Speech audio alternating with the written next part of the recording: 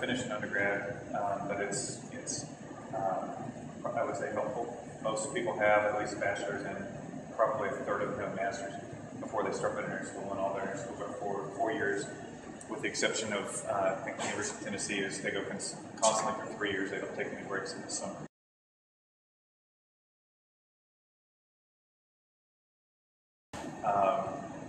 It's in the 4-year programs.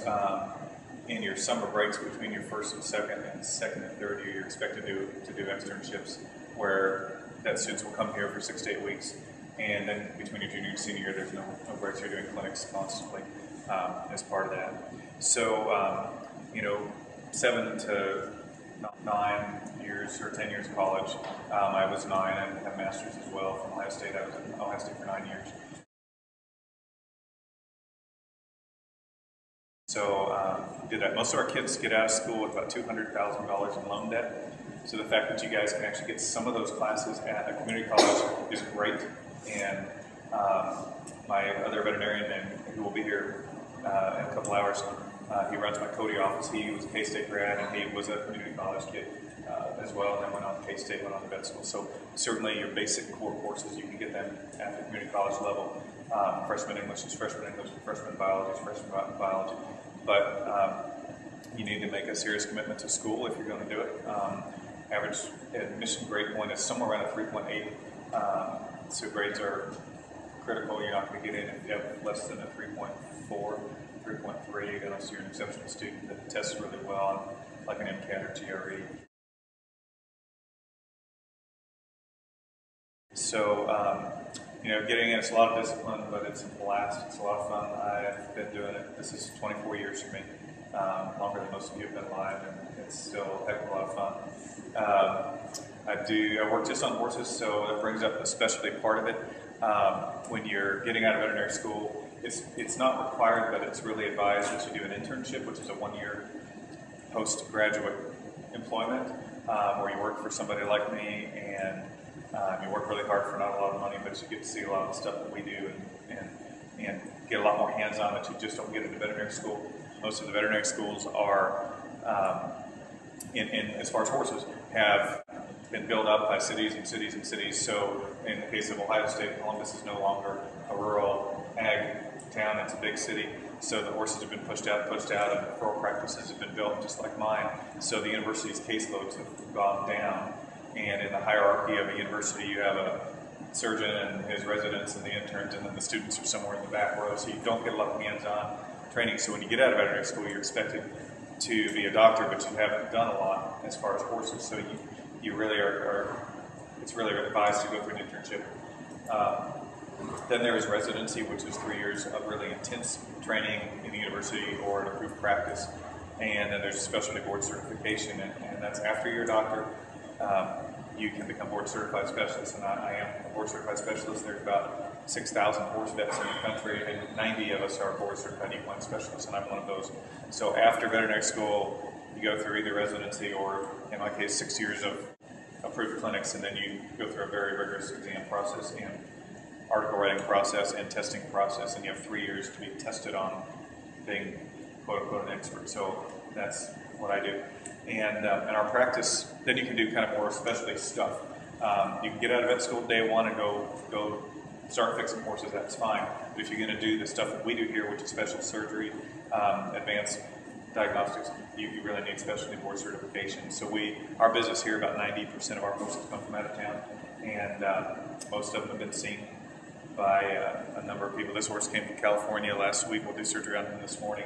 We're going to fuse a joint in his back leg and put a bone plate and some screws in there for an arthritic pass joint. So that's kind of stuff we do here, and I'll show you guys the surgery room in a bit. So tons of schooling.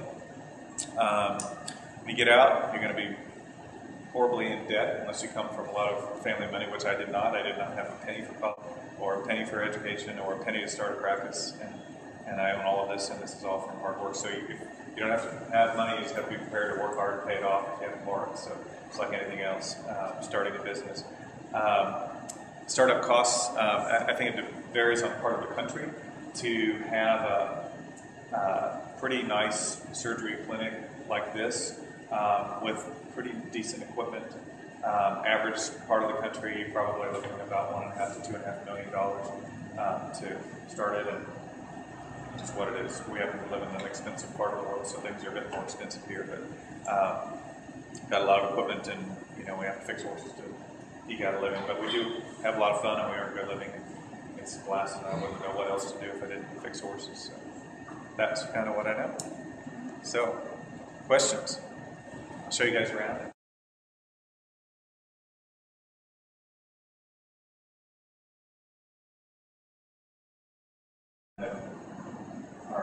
We designed that, our welding shop guys here did it.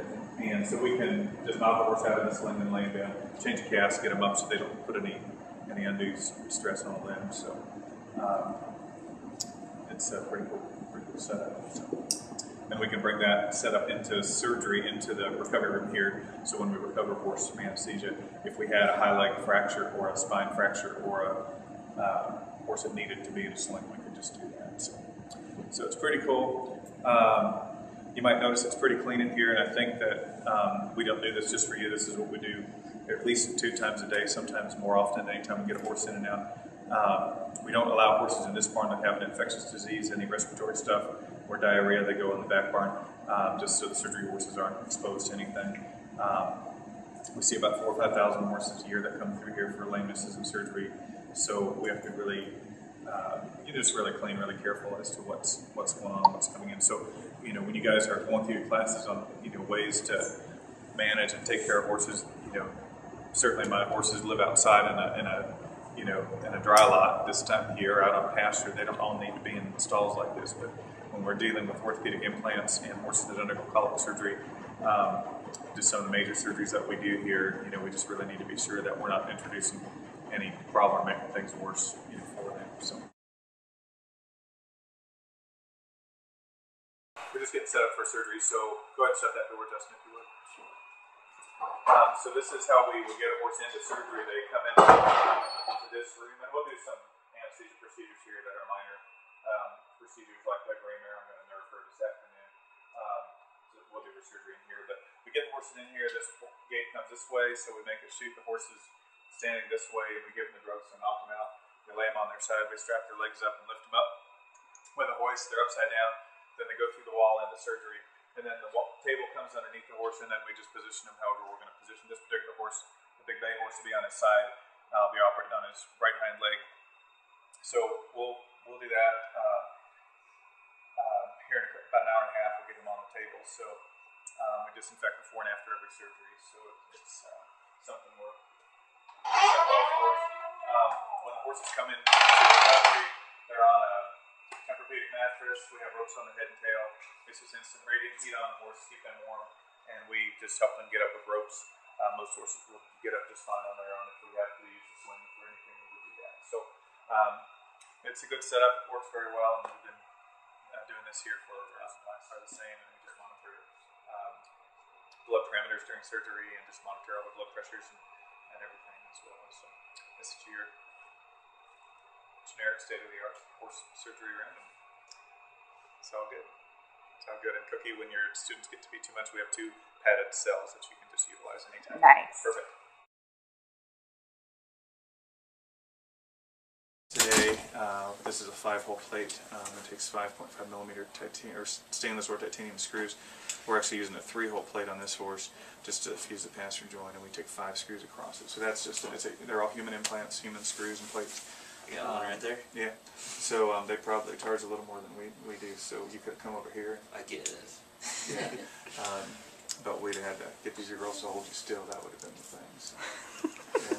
Yeah. Darn bronc riders, that's what it is. So this is kind of the hub of our clinic. We do tons of lameness exams, and we're the first clinic in this part of the world to have digital imaging, which now is very standard in practice. The digital x-ray systems are over $100,000 a piece. We have 2 of them, and just allows us to do a really, really good job with x-rays. I'll try, and I don't have my glasses with me, but I'll try and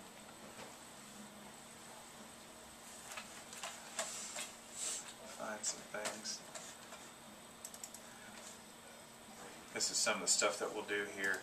to just to fix fractures, and we're able to take an X-ray. We get an image in less than a second, and then we just send it to this computer. What are you looking at right there? This sort of shattered her back leg, shattered her hock. So, but that allows us to just blow things up, look at screws, look at fragments, and look at, in this case, broken drill bit, and we can just do a just enhance it and just do a real thorough job in looking at stuff that we need to look at in the context of our job. So it's a real neat program. Kind of standard. There's different digital systems now. Kind of like there's different digital X-rays or digital cameras. You can buy one at Walmart for $50, and you can buy one at the camera photo shop for several $1,000s. And so the same's true with digital X-ray systems. And this is the highest resolution one that there is. You can actually see the